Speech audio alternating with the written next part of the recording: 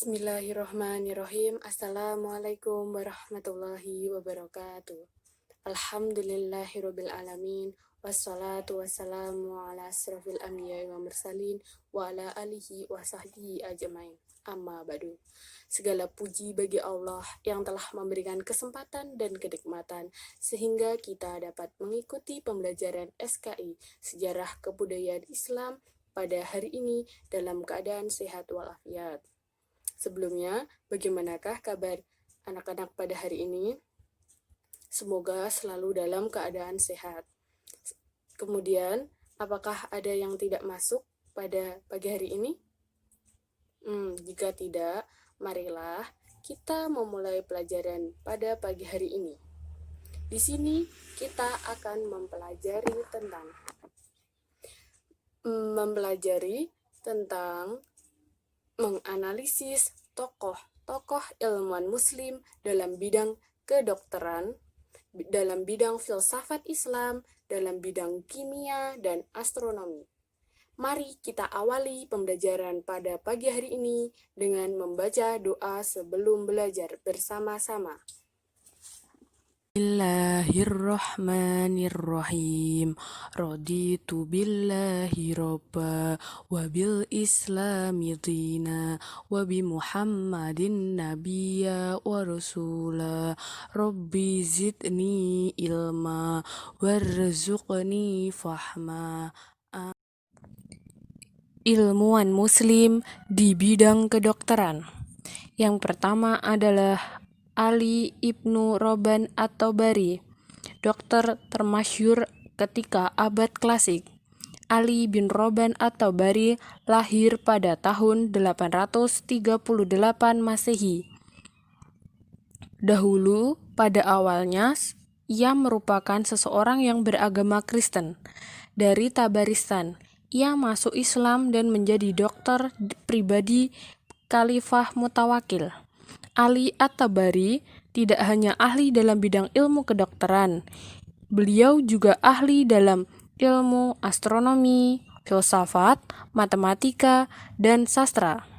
Beliau juga terkenal sebagai tokoh ilmuwan pertama yang menulis ensiklopedia kesehatan. Salah seseorang muridnya yang terkenal adalah Zakaria Ar-Razi.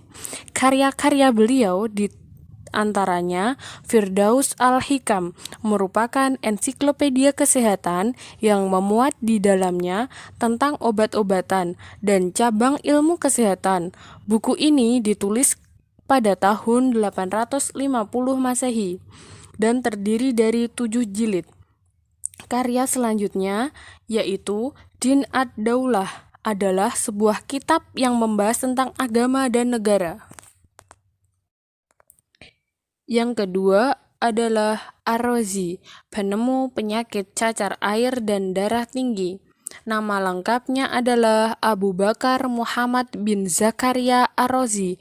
Dilahirkan di kota Rai, ibu kota Iran di Baghdad. Dikenal sebagai kepala dokter di rumah sakit besar yang ia dirikan sendiri. Ia juga merupakan penulis paling produktif semasa hidupnya. Ia menulis tidak kurang dari 200 karya ilmiah. Karya-karya besar Ar-Razi menjadi rujukan utama bagi pengembangan ilmu kedokteran di masa-masa mendatang. Buku-buku karya Ar-Razi banyak dijumpai di perpustakaan universitas di Eropa dan digunakan sebagai buku rujukan untuk dunia kedokteran di Barat. Karya-karyanya diantaranya Smallpox atau penyakit cacar. Ia merupakan sarjana Islam yang pertama yang meneliti penyakit ini. Ialah yang membagi penyakit ini menjadi 2 bagian, cacar air dan cacar merah. Penemuan ini melambungkan namanya dalam dunia medis. Selanjutnya, air raksa, salah satu penemuan Ar-Razi yang sangat berguna dalam dunia medis. Yang ketiga adalah Ibnu Sina. Nama lengkapnya yaitu Abu Ali Al-Hasan bin Abdullah bin Ali bin Sina. Orang Arab memberinya gelar sebagai pemimpin orang-orang terpelajar. Dia lahir pada tahun 980 Masehi, dianugerahi dengan kemampuan yang luar biasa untuk menyerap dan memelihara pengetahuan sarjana Islam dari Persia. Ia juga membaca buku-buku di perpustakaan besar milik raja dan pada usia 21 tahun mulai menulis. Sebagai dokter, Ibnu Sina lebih suka dan selalu mengutamakan aspek rohani dan jasmani pasien dalam pengobatannya. Karya-karya Ibnu Sina dalam bidang ilmu kedokteran antara lain Al-Hanun fi Thahib, yang artinya dasar-dasar ilmu kedokteran.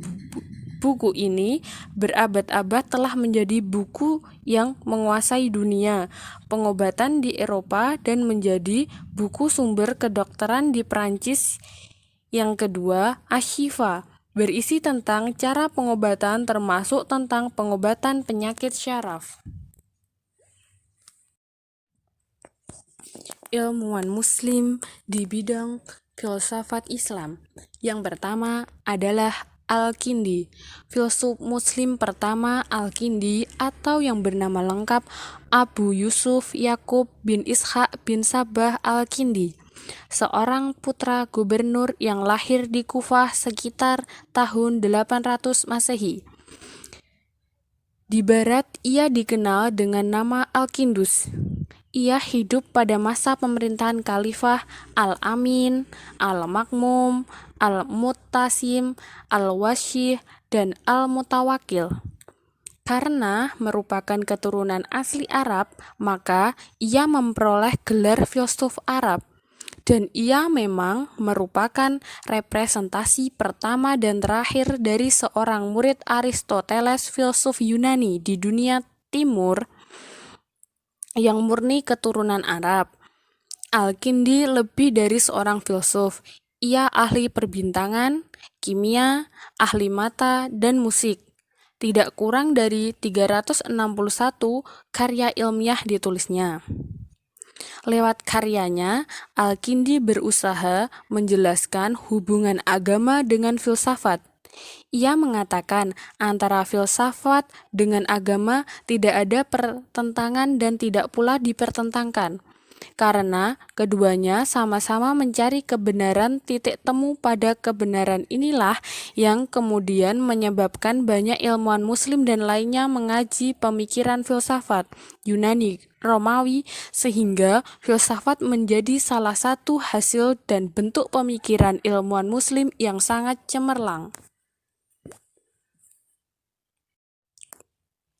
Yang kedua adalah Al-Ghazali atau Hujatul Islam. Al-Ghazali memiliki nama lengkap Abu Hamid bin Muhammad Al-Ghazali At-Tusi.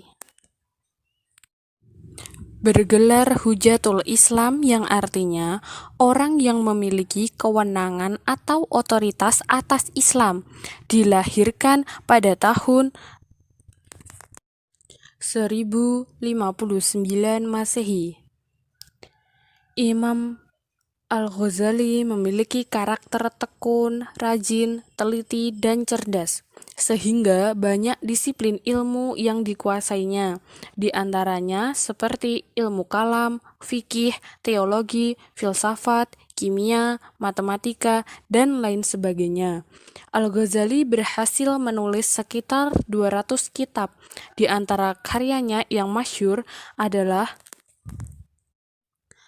Tahafutut Falsifah atau Keracunan Filsafat, sebuah kitab yang membahas tentang filsafat Islam.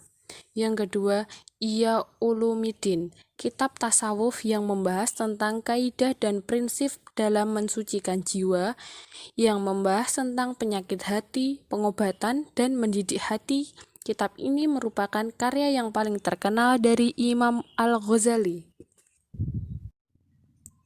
Yang ketiga, Ibnu Maskawah memiliki nama lengkap Abu Ali Ahmad Ibnu Muhammad Ibnu Maskawah, lahir pada tahun 932 Masehi. Ibnu Maskawah merupakan sosok ilmuwan Muslim di bidang ilmu filsafat akhlak. Menurutnya, akhlak adalah keadaan jiwa seseorang yang mendorongnya melakukan perbuatan-perbuatan tanpa melalui pertimbangan pemikiran terlebih dahulu.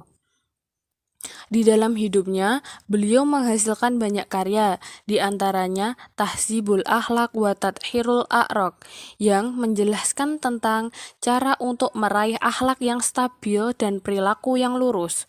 Karya selanjutnya, Tartib As-Sa'adah, menjelaskan tentang politik dan akhlak, dan Jawi dan Hirat, kumpulan syair-syair mutiara dan bijak. Yang ketiga adalah ilmuwan muslim dalam bidang kimia. Setelah membahas tentang ilmuwan kedokteran, filsafat, astronomi, matematika, ilmuwan muslim di dalam bidang kimia memberikan peran yang sangat besar terhadap peradaban Islam pada masa Daulah Abbasiyah, seperti Jabir bin Hayyan, dikenal sebagai Bapak Kimia Muslim pertama, dan dunia barat menyebutnya sebagai Geber. Jabir bin Hayyan bin Abdullah Kufi dilahirkan pada tahun 776 Masehi. Ia merupakan tokoh besar dalam bidang ilmu kimia. Pada abad pertengahan, beliau pernah menimba ilmu kepada putra mahkota Daulah Umayyah, yaitu Khalid bin Yazid bin Muawiyah dan Imam Ja'far As-Shadiq. Penguasaannya terhadap ilmu kimia membawanya menjadi seseorang ahli kimia yang termasyhur di zamannya. Pendapatnya yang terkenal dalam perspektif keilmuannya adalah bahwa logam bisa seperti seng, besi, dan tembaga dapat diubah menjadi emas atau perak dengan formula misterius. Untuk mengetahuinya, ia telah banyak menghabiskan waktu.